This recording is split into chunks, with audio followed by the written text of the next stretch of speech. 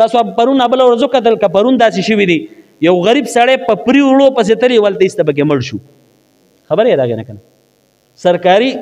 هغه پري وړه چې میلاوېدل دومره ګڼ او دومره رش راغی که د ده په کور کې وړه برابري او د ده خرچه برابري نو دغه تروړې نیمه پسې دی ځان مړ کوي لکه او ما یې هغه لاس وکته په تصویر کې لاس یې بلکل جدا شوی یو مشر سړی و دا د نادارۍ نه او د غریبۍ نه بیا هغه خلک چې د بازار کې لګیا چا لږ غوندې اچار راوښ کوي چا لږ غوندې چکني راوښ کوي چا لږ غوندې سبزي په ګاډۍ کې راوښ کوي تاسو سودا د دې خلکو نه کوئ ځکه که ته یو غریب سره سودا وکړي نو د هغه به چوله او کټوی انتظام به الله برابر کړي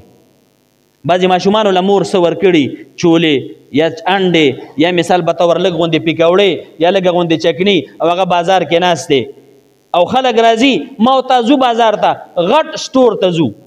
هول سیل ریټ ته منډوو او غریب سړی هلته ناست دی او د هغه نه موږ سودا نه کوو یا ګاډۍ کې سودا اچولې د سبزي اچولې د هغه نه موږ نه کوو هغه غټ دکان ته منډوو د غټ دکان ریټ هم سیوا دی موږ هغه له ځو خو دې خوا د غریب د دې کټوی سوچ غم نه کوو دی خو دې له راوتې دی نو سودا د داسې غریبو خلکو نه کوي ډېر واړه ماشومان یتیمانان مور راولیږي سودا خرڅو سوال نه کوي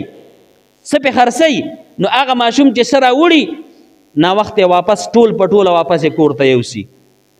نو هغه کونډه ښځه هغه الله ته په سوال شي چې الله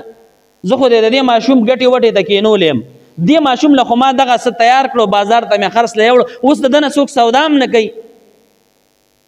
نو وروڼو دا احساس در کوم دعوتي فکر دی دا غم او درد ځان سره یوسې دا خلک تنګ شوي دي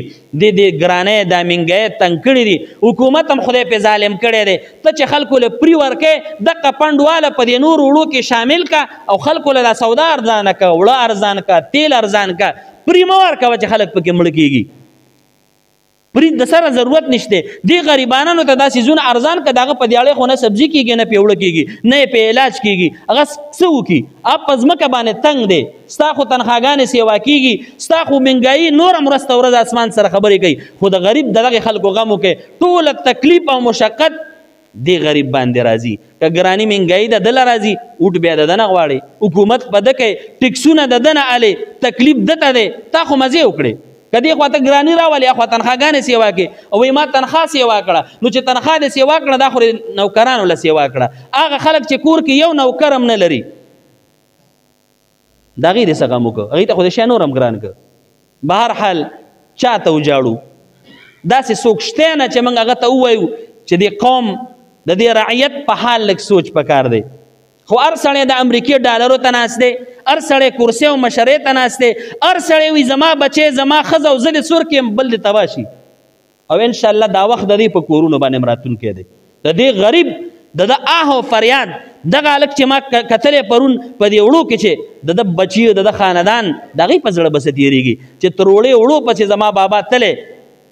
او هغه چې کوم دی صحیح سالم کور ته نه دی راغلی د قوم رش او ګڼې دومره حد ته تنګ کړی دی چې په مخ د ځمکه هغه د اوسېدو حق نه لري